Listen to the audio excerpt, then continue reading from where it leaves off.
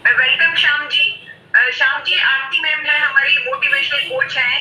ये गणेश जी के बारे में बता रही है थोड़ा सा।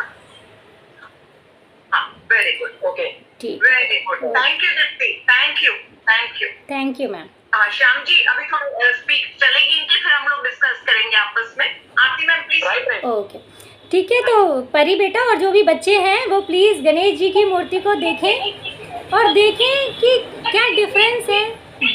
प्लीज़ अनम्यूट कर दें जो भी अभी जिसका ओपन है। हाँ, थैंक यू। तो जो गणेश जी हैं वो बाकी सभी देवताओं से क्यों अलग है? क्यों? उनके चेहरे पे हाथी का सर रखा गया है। उसके पीछे देखिए जो भी कहानी है, आज मैं कहानी के बारे में डिस्कशन नहीं करूँगी, हम सबको पता है क्या कहानी है उनके पीछे। आज मैं उनका प्रैक्टिकल रूप जो है और एक आध्यात्मिक रूप, वो दोनों रूप आपसे डिस्कस करूँगी, एक प्रैक्टिकल रूप और एक आध्यात्मिक रूप। ठीक है। जो गणेश जी के फेस में गांधी जो हाथी का है उसका सर लगाया गया हाथी का, उनकी आंखें छोटी छोटी, कान बड़े, सूंड लंबी, फोrehead चौड़ा, पेट बड़ा।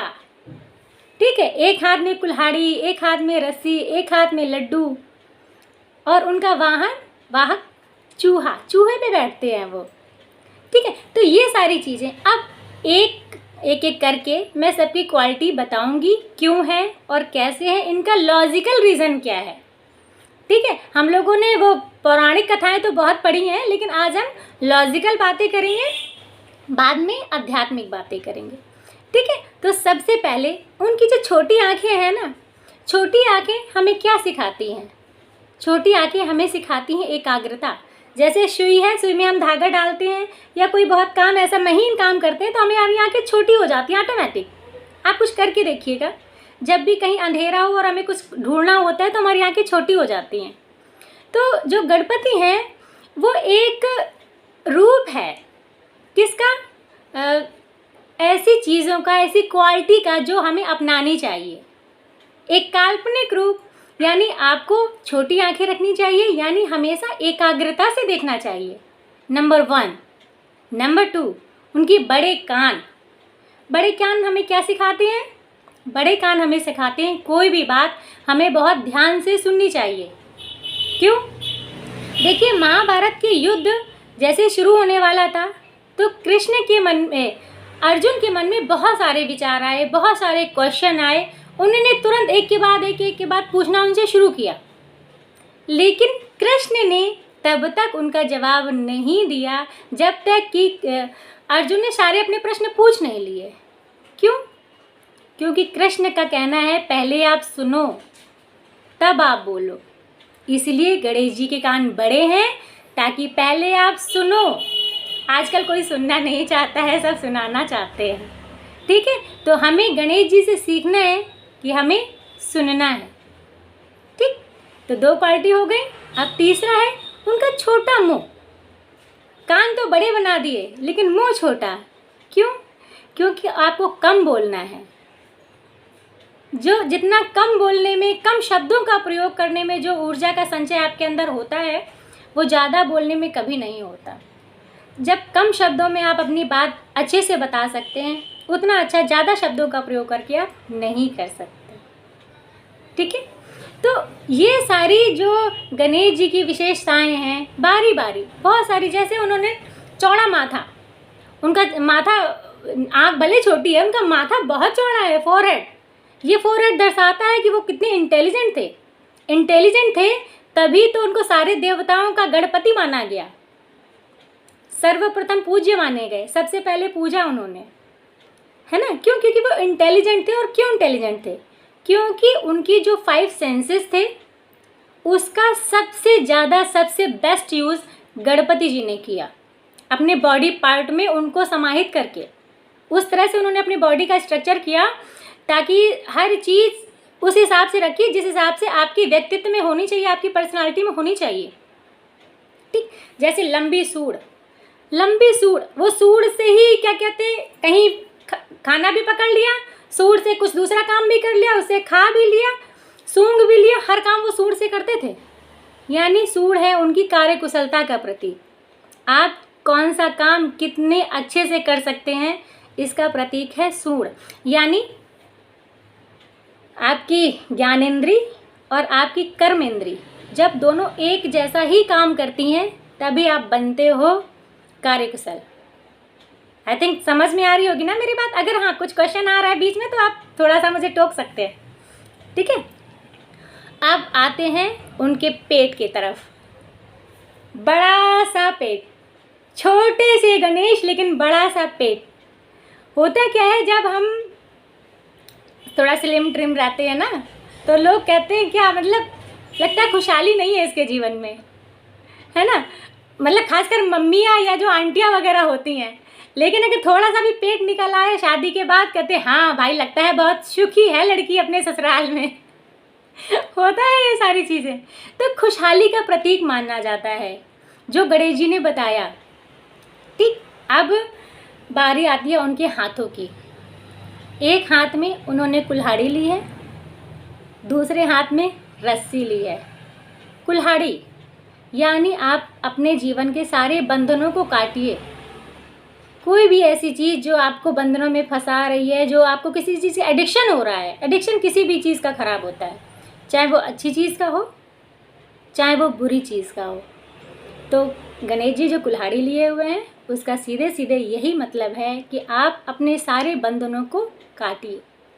दूसरे हाथ में उन्होंने रस्सी ली है। रस्सी का मतलब वो सिखाना चाहते हैं कि अनुशासन।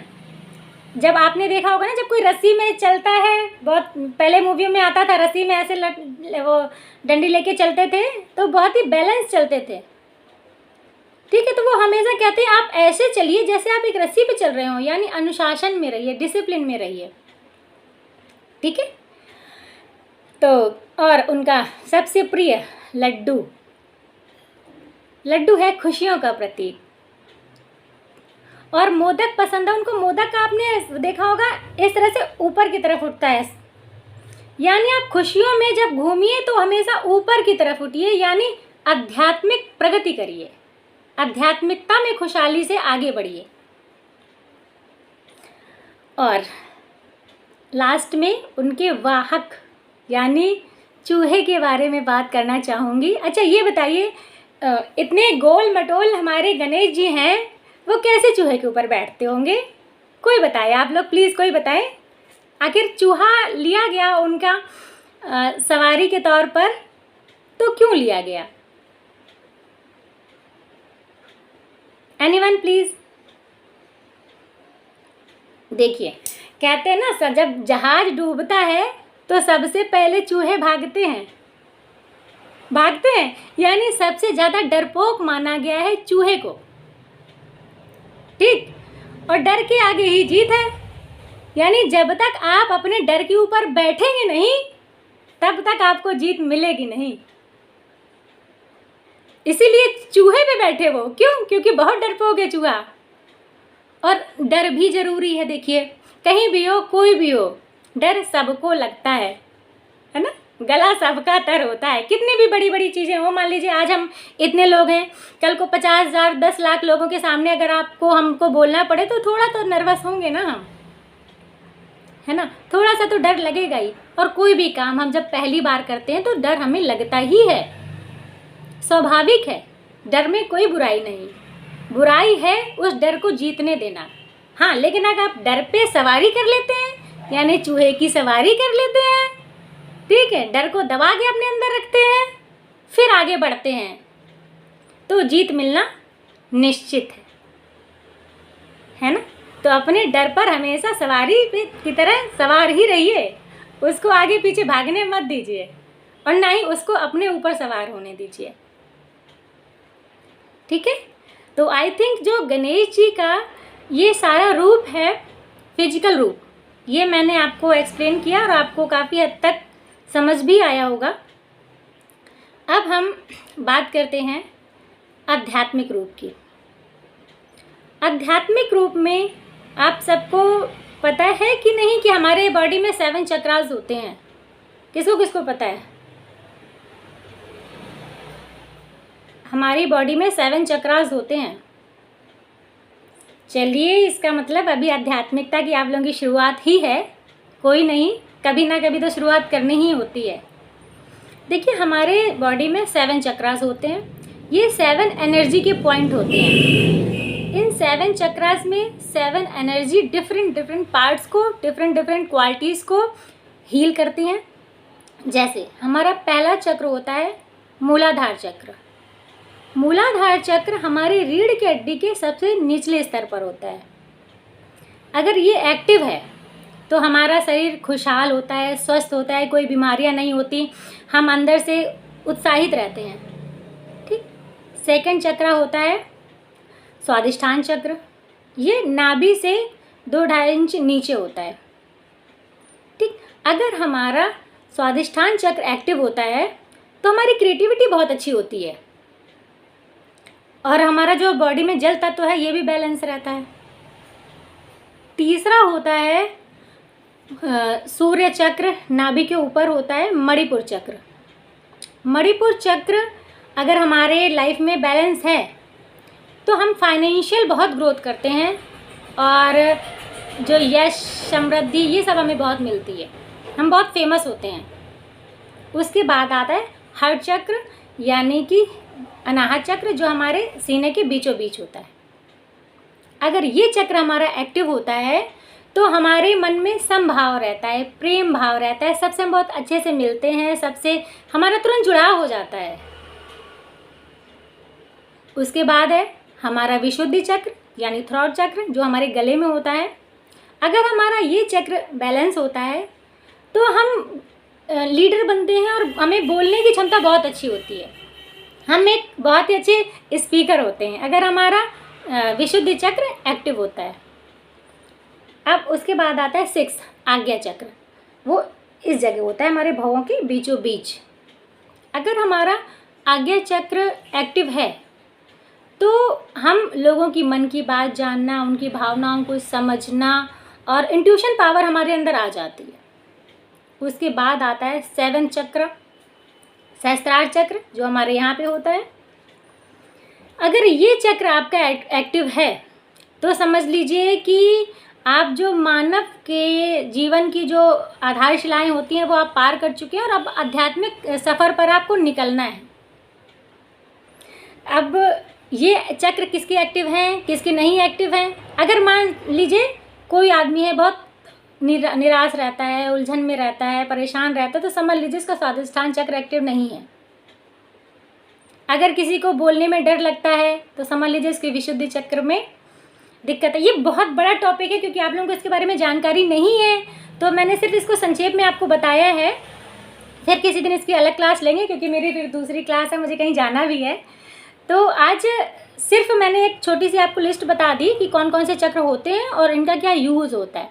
आप गणेश जी को इससे जोड़ते हैं।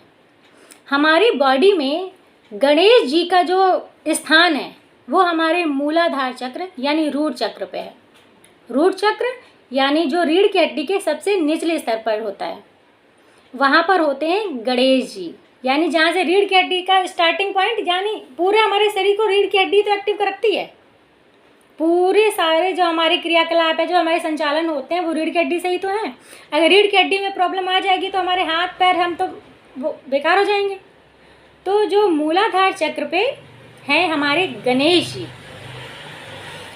तो अब बाकी की क्रियाएं तो फिर किसी दिन बताऊंगी, ठीक है, क्योंकि आज थोड़ा सा मेरे पास टाइम कम है। लेकिन हाँ, 5 मिनट हैं तो इसमें एक छोटा सा मेडिटेशन कराना चाहूँगी, ओनली फॉर 5 मिनट,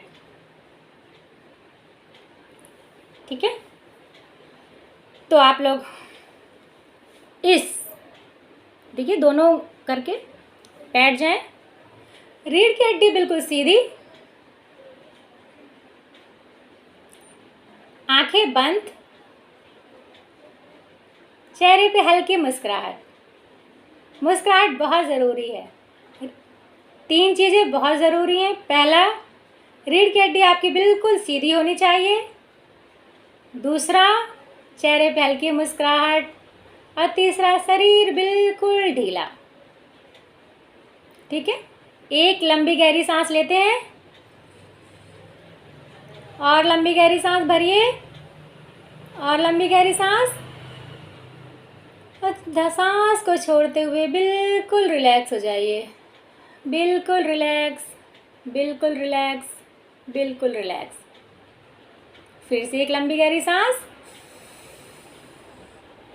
और लंबी गहरी सांस भरते रहें। सांस को छोड़ दीजिए आप, और सांस को छोड़ते समय बिल्कुल रिलैक्स हो जाते हैं, बिल्कुल रिलैक्स। एक बार और लंबी गहरी सांस, धीरे धीरे सांस छोड़ देते हैं और बिल्कुल खाली हो जाते हैं। अब पूरा अपना ध्यान रीढ़ की हड्डी के सबसे निचले स्तर पर ले जाते हैं। पूरा ध्यान पूरी कल्पनाशीलता से रीढ़ की हड्डी के सबसे निचले स्तर पर लाल रंग के एक चक्र को घूमते हुए महसूस करें। महसूस करें कि लाल रंग का एक चक्र घूम रहा है, घूम रहा है, घूम रहा है। लाल रंग के इस चक्र पर घूमते हुए पूरी एकाग्रता बनाए रखें। आंखें बंद, पूरी एकाग्रता से रीढ़ के सबसे निचले स्तर पर लाल रंग के चक्र को घूमते हुए महसूस करें।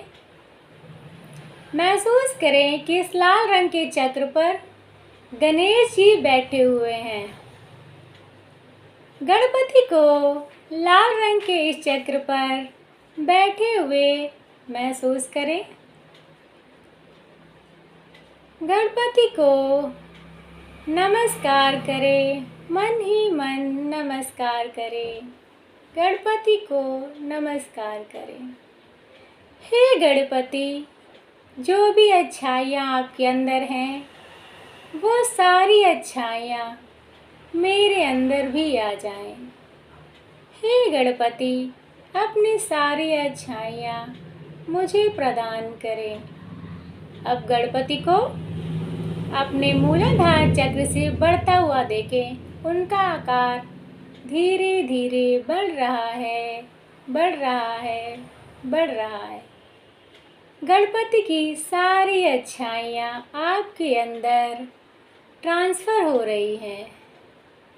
आपके अंदर गणपति की सारी अच्छाइयाँ ट्रांसफ़र हो रही हैं।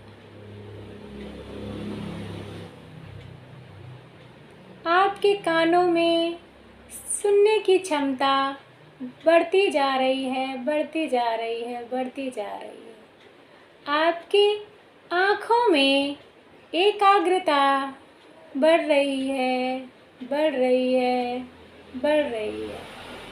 आपके माथे पे बुद्धिमत्ता बढ़ रही है, बढ़ रही है, बढ़ रही है। आपके मुख में मौन छा रहा है, छा रहा है, छा रहा है। गणपति की सारी अच्छाइयाँ आपके अंदर आ चुकी हैं। पूरी अच्छाइयाँ आपके अंदर आ चुकी हैं। आंखें बंद ही रखें, चेहरे पे मुस्कुराहट बनाए रखें। अब एक सफ़ेद रंग का प्रकाश अपने शरीर से बाहर निकलते हुए महसूस करें। सफ़ेद रंग का प्रकाश आपके शरीर से चारों तरफ फैल रहा है, फैल रहा है, फैल रहा है। इस सफ़ेद रंग का प्रकाश आपकी आत्मा का प्रकाश, गणपति की ऊर्जा का प्रकाश है। इस सफ़ेद रंग के प्रकाश को अपने चारों तरफ फैलता हुआ महसूस करें। हाथों को जोड़ें और बोलें, मैं ऊर्जा हूँ, मैं ऊर्जा हूँ, मैं बुद्धिमान हूँ, मैं बुद्धिमान हूँ, मैं साहसी हूँ, मैं साहसी हूँ, मैं गणेश हूँ, मैं गणेश हूँ। हाथों को ऊपर ले जाकर हाथों का घर्षण करें और हाथों को आंखों में लगाकर धीरे धीरे आंखें खोलें। एक बार और हाथों का घर्षण आंखों पे लगाएं और उस परम पिता परमात्मा का धन्यवाद, माता पिता का धन्यवाद, गुरुजनों का धन्यवाद और आप सबका धन्यवाद।